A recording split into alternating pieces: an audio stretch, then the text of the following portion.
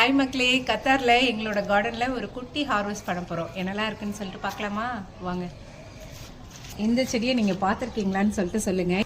தக்காளி செடி, இது நானாக வச்ச செடி இல்லை, தானாக வந்த செடி. எவ்வளோ காய்ச்சிருக்கு பார்த்தீங்களா?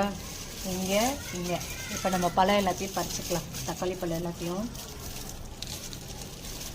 நல்லா பழுத்துருச்சு, சூப்பராக இருக்குது.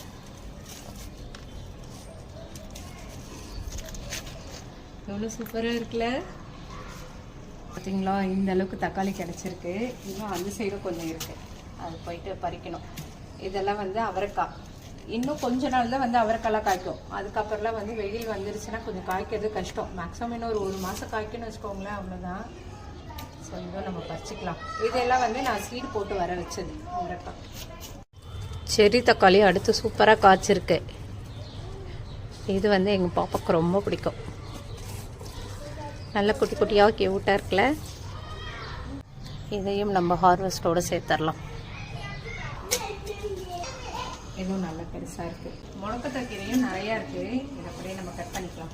இதை கட் ஃபஸ்ட் ஒர்க் ஓடுதுங்க. இது இந்த அளவுக்கு வந்து முளக்கத்தா கீரை இருக்குது. இதெல்லாம் தான் எங்கள் கார்டனில் வந்து ஹார்வெஸ்ட் இன்னைக்கு.